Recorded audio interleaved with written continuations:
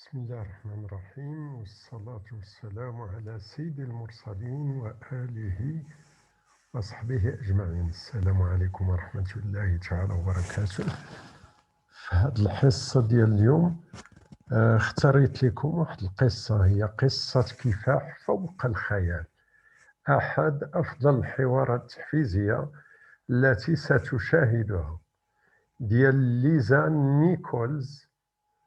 شيء مؤثر جدا، اختارتها لكم من قناة يوتيوب، شي حاجة اللي تستحق المشاهدة.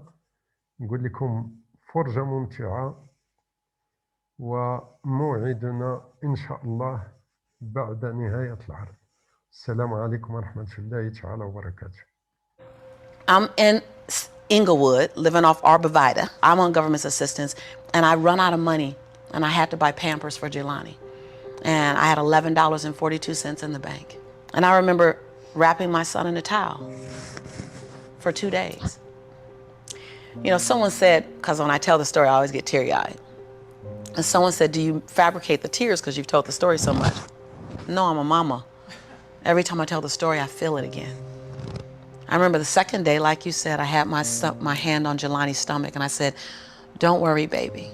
Mommy will never be this broke or broken again. And that day, what shifted for me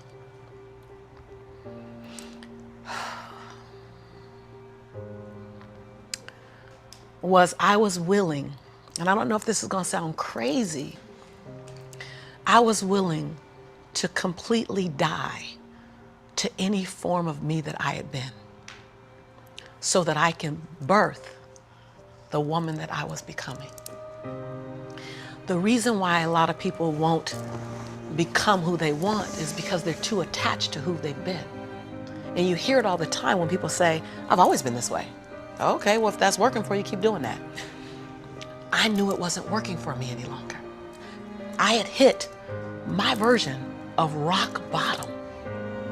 So I was willing to let go of everything and everybody. See, another reason why people won't get there is because the doorway is for you to fit through.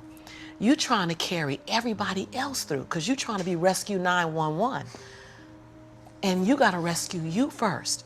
I am much more valuable to my family and to my community because I was willing to let them go through the door myself, teach myself, learn myself, condition myself, and then come back and get them. I'm much more valuable to them now. But I had to go through a window time of 10 years of judgment. You leaving us, hanging out with white people all the time. You going to these crazy countries. We don't know what I had to be willing to allow my conviction to make me inconvenienced. See, we want to grow, but we want to stay liked by everybody. I was willing to be my own rescue at the risk of your approval. But most of us aren't like that. Facebook is an example. We want to be liked. Well, I woke up and I like myself today, so your like is extra. My job is to like me first. I was willing to say every day, Lisa, you like you? Lisa, are you proud of you? Lisa, are you playing full out? Every day before I checked in with anybody else. That's lonely, by the way. Why won't most people do it? Because it's scary and it's lonely. So what did I do? I was willing to find people who had what I didn't have, who were living lives that I wasn't living, who believed things that I didn't know about, and I was willing to become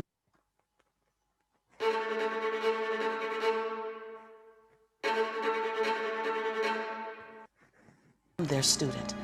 I got up every day and I ate a slice of humble pie. See, when you get to this level, even me 10 years ago, you can get caught up by reading your own fine print. See, whenever I hear people reading my bio, and before I came on and you read my bio, I'm in the back going, yeah, yeah, yeah, yeah, yeah, yeah, yeah, yeah, yeah. Because I don't want to ever think I arrived. That bio is old. You should be interested in my future. Oh, that's my bio. What's my future? Oh, what are you doing? Who am I becoming for 2020?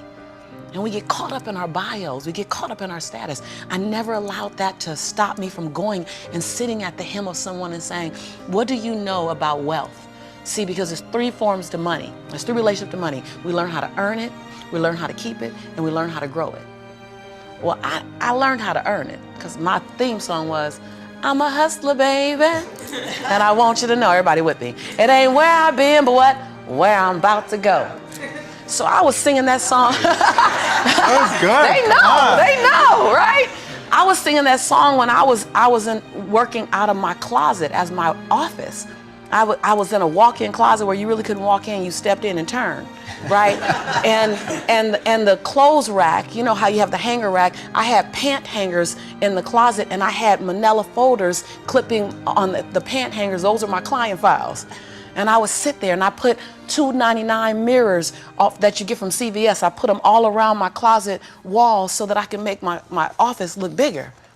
I worked out of that closet office for 4 years, singing that song. It ain't where I've been, but where I'm about to go. I knew that. I knew how to make money. I didn't know how to keep it, because ain't nobody had none in my family. So keeping wasn't an issue. Growing was never an issue. So I went to people who knew how to make it, keep it, grow it.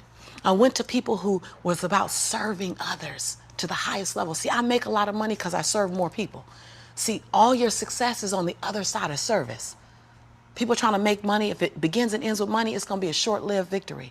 But if it's about transforming lives, then the wind keeps going and going and growing and growing. So I went to people that knew what I didn't know. And I killed my ego every day, murdered my she-go every day. Because I got a big she-go. I mean, come on, right? Every day, Tom. And I got hungry and I learned. I went to the same training 42 times. Yes, I said 42. Some folk will stop. This is how I've been there already. I learned that already. Yeah. No, I wasn't there. I wanted to be able to finish their sentences. I want to know what you know. I want to walk like you, talk like you, and then I want to then embed me in it. But success leaves clues. We're just not picking them up. I was the only African-American person at this conference. I was one of 2 women at this conference. Within the last 29 sessions, I led the conference. But I was willing to be the student first. So that's what I did, number 1. And number 2, I looked at every toxic behavior in my life. Everyone. You see me go behind my own black curtain. People don't want to tell on yourself. You're trying to protect. You're trying to do 4 things. You're trying to protect, prove, hide, and defend. If you wake up every day and say, I have nothing to protect, I have nothing to prove, I have nothing to hide, I have nothing to defend. Now, who do I choose to be? Because your energy is consumed with protecting, proving, hiding, and defending. Right. But if you let go of that, then now you're in creation. Every day I told myself that. Every day I got in the mirror and I said 3 sentences. And I gave each sentence 7 different endings. And at times I was crying so hard I couldn't understand myself because the ending, the sentence was so difficult to say. Every day I looked in the mirror and said, Lisa, I'm proud that you. And I found 7 different things to celebrate Lisa for, because we are under-celebrated. Because you want someone to celebrate you more than you celebrating yourself. You want to hear thank you from others more than you're thanking yourself. You want to hear other people say, I love you more than you saying I love yourself. You are teaching the world. I said this on Oprah. And when I said this on Oprah, she said, oh my God, I believe the exact same thing. So I knew I had one thing right. The world is looking at you and following your example of how to treat you. How to treat you. They're following your example of how to treat you. So how you treat you, the world's gonna follow your lead. So I had to start treating Lisa better because I was everything for everybody but nothing for myself. And so every day I got in the mirror and I completed 3 sentences. Lisa, I'm proud of you for. Second thing, Lisa, I forgive you for. That one took me down daily because I'd had a son with a man who was now in prison, my biggest nightmare, my greatest nightmare. I had been in a relationship that turned mentally and then physically abusive when my son was 3 years old. I made money but lost it. I was on government assistance. I was on welfare. I was on WIC, Women, Infant, and Children. I got a lot of forgiveness that I had to do. But I was willing to forgive myself every day. And every day I said the same thing for like 6 months until it got easier. And then one day I went, Lisa, I forgive you for it. And that thing didn't come up anymore. I was like, ooh, okay, on to the next. 7 different endings. And the last thing I did every day, last sentence, is Lisa, I commit to you that. because we make bigger commitments to other people. If I commit to y'all something, ride or die, you can bet your last dime that I'm gonna be there, I'm gonna show up, you're gonna get 2 dimes. But I would make commitments for me, for myself, and I wouldn't do it. I eat my weight. That's interesting. So I started every day celebrating Lisa, forgiving Lisa, and making a commitment to Lisa. And then I was willing to invest money in me. I love this story. I was willing to invest money in me. Literally. Literally. I worked at LA Unified School District, and I knew I couldn't stay there because they needed a degree. I didn't have a degree. They didn't seem happy. I wanted to be happy. So I would have my son at daycare during the day. I'd work 9 hours. I'd pick him up from daycare, take him back to my office. I'd take a 30-minute break from 6 o'clock to 6:30 to go get him. I start working from 6:30 until midnight every day at my office on me, every day. Put my son on a little, primary color blanket, something to occupy him. Give him toys that I took the batteries out of so he'd be confused for a little while trying to figure out why they're not working. I'm serious. And I did it every day. I stopped going out to dinner. I stopped going out dancing. I stopped getting my nails done, stopped getting my hair done. And every 2 weeks when LA Unified paid me, I wrote a check to my dream. And I wrote in the memo line, funding my dream. And I would mail the check to the bank, Wells Fargo. And I mailed a check to myself every 2 weeks for 3.5 years. My family thought, that I was smoking on drugs. Like, she ain't going out. She eating beanies and weenies all week. We think she on drugs, but she's not getting any smaller, so maybe not. And I went to the bank after 3.5 years. This is the story you're talking about. I walked in the bank. I said, I'm just gonna check and see where that account is, because I wouldn't open the statements, because my mother used to say when I was growing up, girl, this money burn in my pocket. And I'm like, I think money hot, and it goes. Thank you so much, and it goes away fast. So I'm not gonna open the statement because I don't want to know how much money I have, because I didn't have a healthy relationship to money. I didn't even know a relationship with money. So while I'm at these trainings, they just kept saying save. So I'm like, okay, I'm gonna save. I didn't need the money that I was writing checks for, because it was the money I used on my nails and my hair. And then every check I wrote to myself, I made a challenge with myself that it had to be 5% more than the next check. Wow. Than the previous check. So I didn't really know how to calculate the 5%. So I'm like, well, I'll just add $30. I'll just add $60. I really didn't know anything about it. Then I went out and got a second job. And I started working in the evenings, less on my business and more out on jobs, so I can write a bigger check. So I learned how to live on $31,000. That's all I was living on, $31,000. We can make it, we got it. I sold my Altima I had at the time. I bought an old Ford Explorer. I just skinnied down. I moved out of my 3-bedroom house. I moved in with a roommate. She smoked even, and I was like, okay, I'm gonna put towels under the base of the door. Y'all, you gotta be inconvenienced. I put towels on the base of the door so the smoke wouldn't come in the room with me and my son. We slept side by side in the same bed. Went from a 3-bedroom, 3-bathroom house, 2-story, to a roommate, because I was willing to write a check to fund my dream. And I kept writing, funding my dream, funding my dream, funding my dream. And I walked in the Wells Fargo 3.5 years later, and I gave her my name. I said, hi, my name is Lisa Nichols. And she's like, you the funding my dream lady. I was like, yeah. So all these tellers came running around. The manager came around, because I guess everybody had processed a check or two. Right. And they were like, we all been wondering, like everybody wants to know, what's the dream you funded? And I was like, I don't know, but it's gonna cost some money. Think I got a little money now to fund the dream. And so I said, I just came to get my balance and to see where it is, because I haven't opened any of the statements. They were like, what? I said, no, I haven't opened any of the statements because money burns my mama's pocket, so it might burn my pocket, so I don't want to spend it. So she wrote the balance down. You know how they write the balance down, and she turned it and passed it to me, and I looked at it, and I said, no, ma'am, my name is Lisa Shante Nichols. This is my social security number. I don't even want that money because y'all gonna want it back, and I don't want to get in trouble, so can you just give me my account? Because I didn't know anyone in my family that had $5,000 in their account, $10,000 in the account. So when you write down that I have $62,500, in my account, that's not mine. And so they all teared up, like everybody started crying. They're like, no, it's yours. I looked down at my son, Jelani, who was 5 years old now, and I said, Jelani, I think life is gonna change for you and mommy.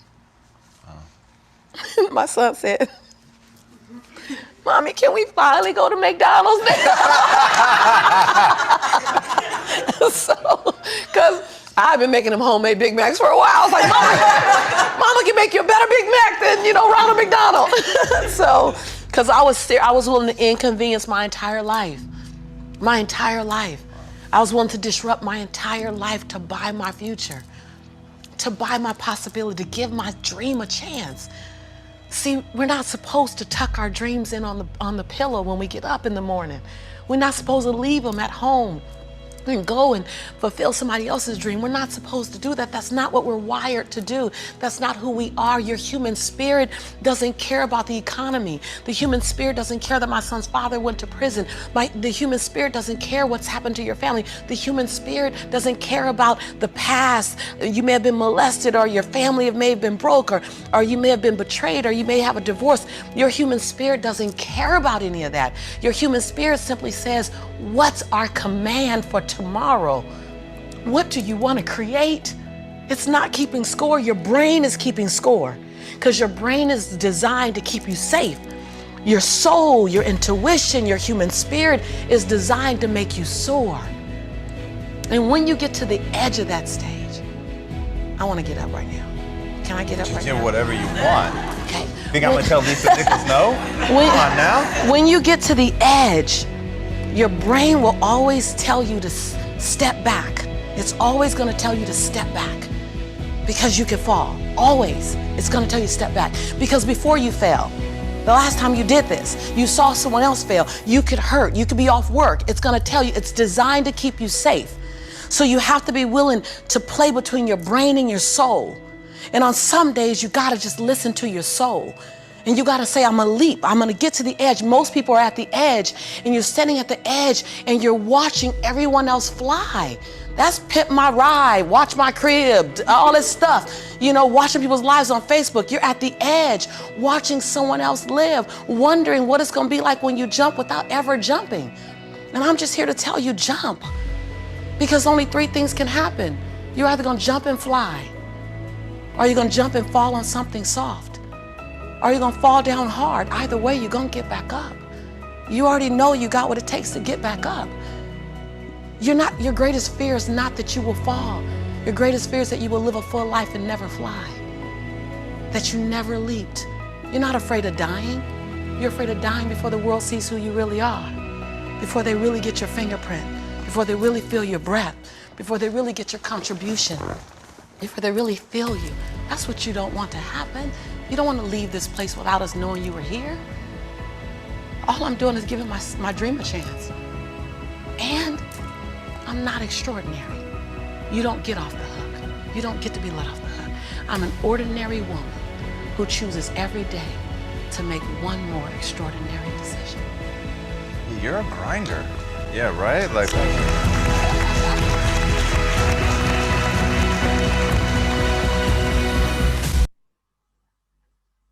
إذن كما شاهدتم أنا ألخصه لكم فيما يلي، في قول الحق سبحانه وتعالى: لا يغير الله ما بقوم حتى يغيروا ما بأنفسهم. تبارك الله عليكم. نتمنى تكونوا ديتوا عبرة من هذه القصة، ونشوفكم في القمة إن شاء الله. السلام عليكم ورحمة الله تعالى وبركاته.